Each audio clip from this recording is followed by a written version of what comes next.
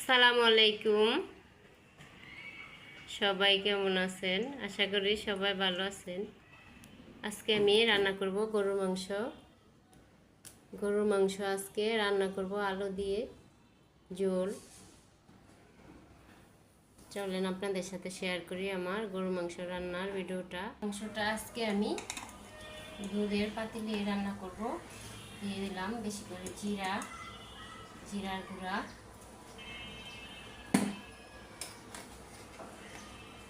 মরিচের গুঁড়া, আমার 2 কেজি পরিমাণ গরুর গোশত, হলুদের গুঁড়া 1 চামচ, ধনিয়ার গুঁড়া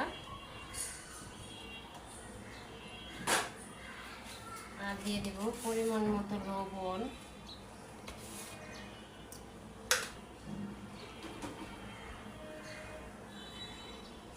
এখন দিয়ে দেব আদা রসুন বাটা,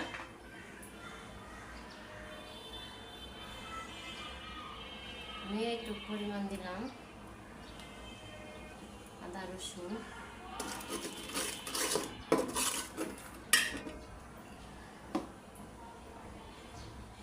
মশলাটা একটু মিশিয়ে নিই।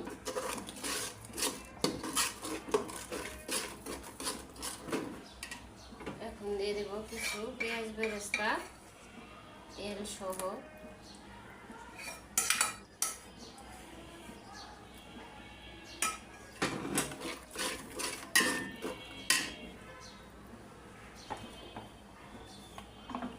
আরো কিছু তেল দিয়ে দিই।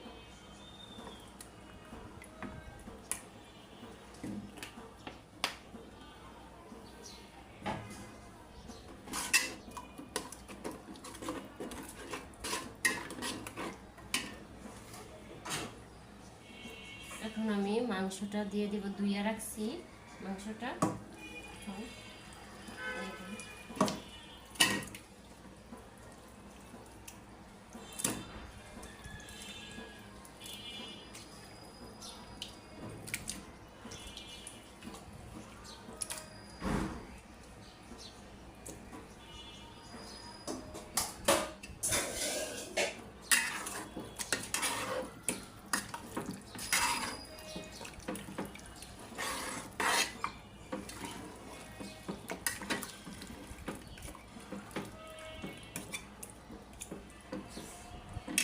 এখন শুধু চুলা ধরায়া ঝাল করব।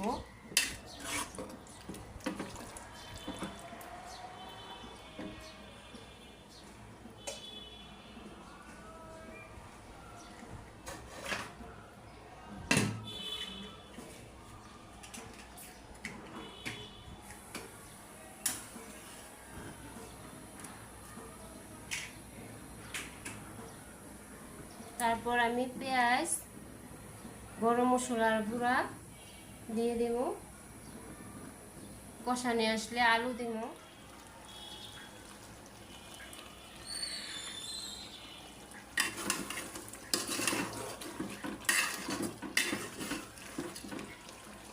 গরুর মাংসটা অনেক সুন্দর করে কষানি আসছে।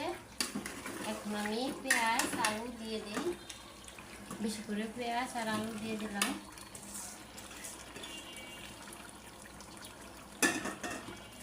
আমি 1 মিনিট কষায়া তারপর একটু গরম পানি দিয়ে দেব।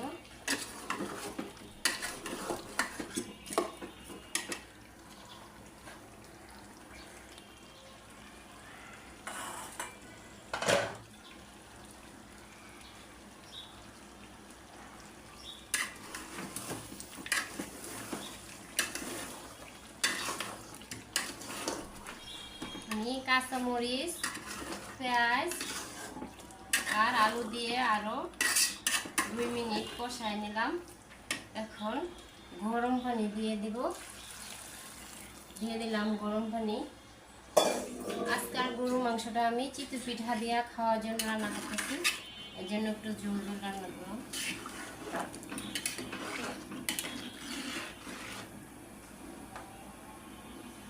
যে আমার গরুর মাংসের তরকারি কালারটা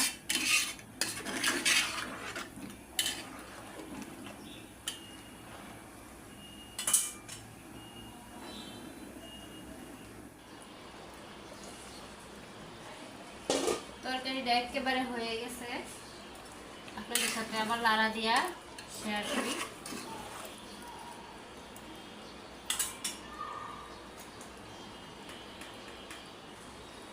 আজকে আমি কোনো এলাচ দারচিনি আস্তা দিই নাই, আজকে এটা এলাচ দারচিনির গুঁড়া, এটা আমি আজকে গুঁড়া ব্যবহার করব। তার জন্য আমি আজকে আস্তা কোনো মশলা দিই নাই। তেজপাতা, এলাচ, দারচিনি, জয়ফল, জয়ত্রী সব কিছু গুঁড়া এটা।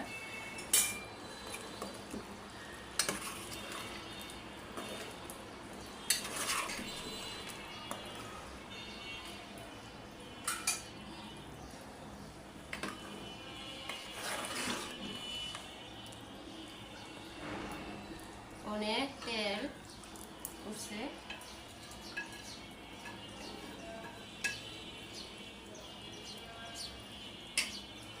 ছেলেমেয়েরা কষা নিত্যই খায়। এখন এটার মধ্যে আপনাদের সাথে বাইরে শেয়ার করি ঝোলটা কিরকম আসছে।